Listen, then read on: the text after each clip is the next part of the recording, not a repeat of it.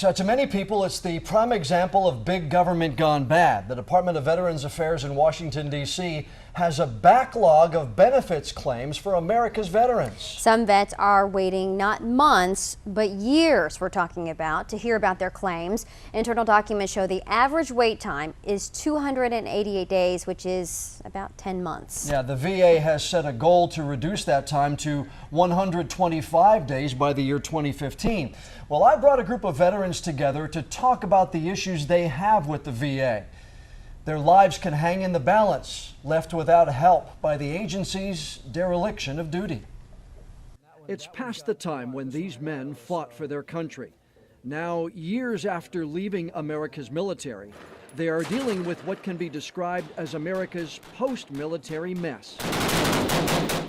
This whole process has become so convoluted and so mishandled.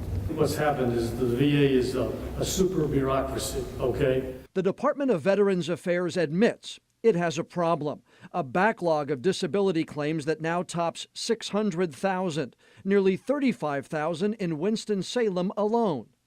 When you ask many vets about the VA, their comments cut like the bullets they used to fire. Frank fought in Iraq and Afghanistan. But the majority of the people that you talk to on the phone, the majority of the people that you go see, don't care. And that's what I've seen, and that's the short time I've been in the system. Jim, one of many Vietnam vets here. But I just found out, since I'm a recipient of the Purple Heart, I don't have to pay for any drugs I buy. No. But I've been paying a co-payment for years. Art, who served in Korea and Vietnam. Since 1961, they kept denying me because of this lung working in these conditions and pain. Art served in the Navy. He scraped paint off ships for 10 years. That led to a condition known as sarcoidosis, diagnosed in 1960. For more than 50 years now, the VA has denied him disability benefits for it.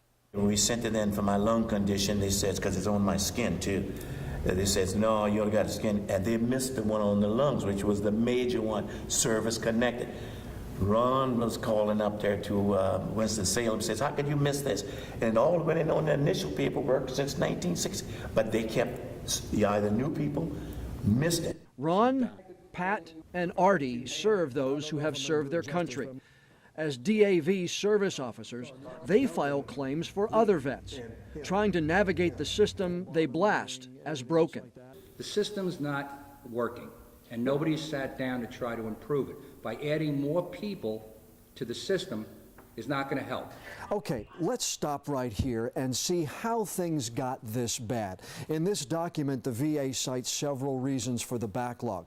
The first one is the high survival rates for the wars in Iraq and Afghanistan. More vets coming home and filing more disability claims. Number two, the downsizing of the military. More vets getting out and filing more disability claims. And another reason is online access. Veterans of all ages are learning more about their conditions and filing more claims. Now, the VA says they've hired more people and they're training more people to try to cut down on the backlog. So far, it hasn't made much of a difference. Now, let's get back to our group. This is what a new person up there has to learn. This is what they have to be trained in? And learn. That's the federal statutes, the laws pertaining to claims in the Veterans Administration. It's the basis for approving or denying claims. But these vets will tell you about the endless paperwork, the resubmissions 2, even 3 times, with more waiting each time. If your claim is denied, you can appeal. When you file an appeal takes anywhere from 18 months to 2 years. You're being generous, you know my answer. Yes. To 5 years to complete. Wow. Wow. That's where Frank is now. He's retired Army, fought in Iraq and Afghanistan. He filed an appeal after being denied his claim for permanent nerve damage. Ron here has opened up my file again, and last thing I was told, they told him was going to take about 3 years to get everything. 3 years? To get everything settled. It's a full-time job to handle your VA claims. One, with just that. 2, the appointments. You know, now the C-Box open up there, but you know, you got to drive to Fayetteville, you take a day off from work, and then you're getting letters in about this and that. Another frustration is that some decisions should be automatic. they're not. If you served in Vietnam, you were presumed to have been exposed to Agent Orange. If you have diabetes, it's a no-brainer. They have to award that to you. So why does it take so long? That's the magic question that still has no answer. It leaves these vets believing that it's one battle America's fighting men and women won't win. And I've seen this with the World War II generation of cases that I've handled, and my father being one of them. I've seen it with the Vietnam veterans, and now I'm seeing it with the Iraqi, Afghani veterans. The VA is hoping that you will get frustrated with the process and eventually give up. That's what I did. People stop following the appeal, they stop doing anything. But what's happening is because they do stop, he's dying. So is he. I'll tell you right now, they're both dying and they both know it. And there's not a damn thing I can do about it for them or anybody else can. Now, when I asked the group if they believed that the VA would meet its goal of having all claims processed in 125 days by the year 2015, they all answered no.